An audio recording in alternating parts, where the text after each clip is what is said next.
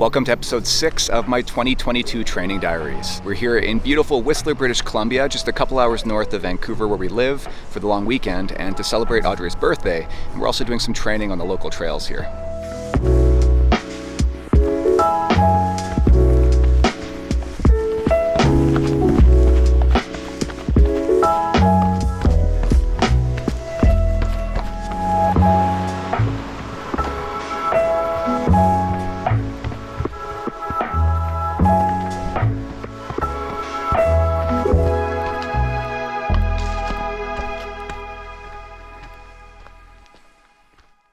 This week was a down week for me, being the 4th week in my 2nd full block of training. But I still had a couple of fairly big back-to-back long runs to do, and I've got plenty of more footage to show you from those. I'll also be addressing one of the most common questions that I've had these past few weeks, which is about what I eat, not during my runs, but throughout the week itself. So in this episode, I'm going to talk about my general nutrition as well. So Monday was a rest day, as always, followed on Tuesday by an easy 75 minutes or so on the trails with my usual Tuesday night run group. On Wednesday, I then did an easy 45 minutes on the road with some strides in the middle. Just 4 sets of 60-second intervals at close to all-out pace with 2 minutes of recovery. And then I headed to the gym for a strength training session. Thursday was just an easy 45 minutes on the trails. And Friday, no running at all, just a strength training session in the gym. This weekend, as I said, we spent in Whistler from Saturday until this morning here on Monday. And on our way, Audrey dropped me off at Brom Lake, which is just off the Sea to Sky Highway, so that I could run about 29 kilometers of the Sea to Sky Trail towards Whistler while she went for a bike ride. The Sea to Sky Trail is mostly crushed gravel, and heading north was mostly uphill over rolling terrain. I covered about 29 kilometers, or 18 miles, with 800 meters of ascent, or about 2,600 feet over 3.5 hours, which is just over what I had on the schedule.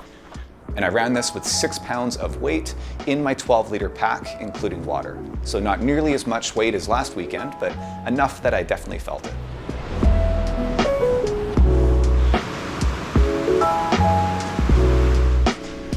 Sunday, I then had another 4 hours and 15 minutes on the schedule for my longer of my 2 back-to-back runs for the weekend.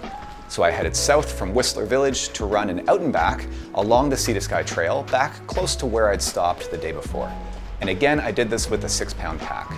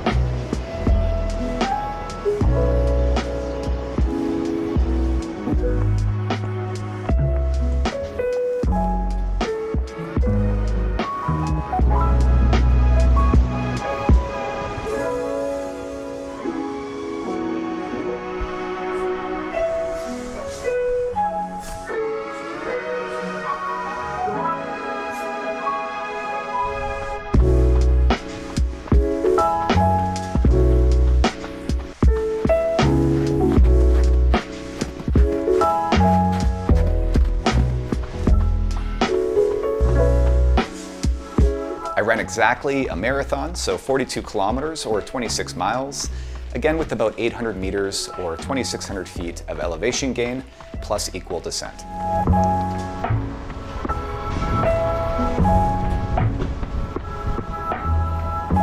42.2 exactly, there we go. And we spent the rest of the afternoon in the hot tub back at the hotel. So for the week, I covered a total of just under 97 kilometers or 60 miles with 2,250 meters or close to 7,400 feet of elevation gain. Now let's talk about nutrition, because whenever I talk about what I eat while on the run, I also get asked about what I eat during the rest of the week. So I stopped eating meat close to 20 years ago, but I've always maintained a mostly pescatarian or Mediterranean diet, meaning that I would eat eggs, cheese, and yogurt, as well as plenty of seafood. Living on the West Coast here, it's pretty easy to get wild salmon, which I probably eat 2 to 3 times per week, along with tuna once or twice. I also eat a lot of legumes like tofu, lentils, and chickpeas, as well as whole grains like quinoa, as well as healthy fats like olive oil and avocados. I have, though, been struggling over the past few years with my iron levels, or more specifically with my ferritin, which is the amount of stored iron in my blood. The last time I was tested a few years ago, my ferritin was only at 33, when it should be in the triple digits for a male athlete like myself. I've tried pure iron supplements, but they really messed up my GI. So instead, I started to incorporate pork back into my diet up to 3 times per week, which is said to be one of the best natural sources of iron, while also having a much lower environmental impact than beef. And that's one of the main reasons that I stopped eating meat in the first place. I've been meaning to get my ferritin tested again here, so I'll report back as soon as I do, as I'm hoping to see a major improvement. And the athletic greens that I recently started drinking should actually help as well. So in the morning, I start with a glass of athletic greens, followed about 20 minutes later by either a bowl of cereal with milk or a bowl of granola with yogurt and pure maple syrup, along with usually 2 cups of coffee while I work in the morning. Most days I'll have a smoothie or something like a banana as a mid-morning snack. For lunch, I often have eggs with toast and avocado, or I'll just make a sandwich. For dinner, we use a local meal kit delivery service for 3 of our midweek meals each week. Usually 1 or 2 that's vegetarian and 1 or 2 with pork. And this really is the only way that I'll personally get around to cooking dinner, if I'm honest. And it saves us so much time on shopping and meal prep, and the ingredients are really healthy and locally sourced. We go for sushi pretty much every Tuesday night with our Tuesday night run crew right after our run, which is something that I always look forward to. And Vancouver really does have some of the best and most reasonably priced sushi that you can get. We'll then usually treat ourselves by ordering a pizza or something else on a Friday night. Saturday and Sunday, we're often traveling or we're out after a big adventure, but Audrey will usually cook up something healthy for us whenever we are at home.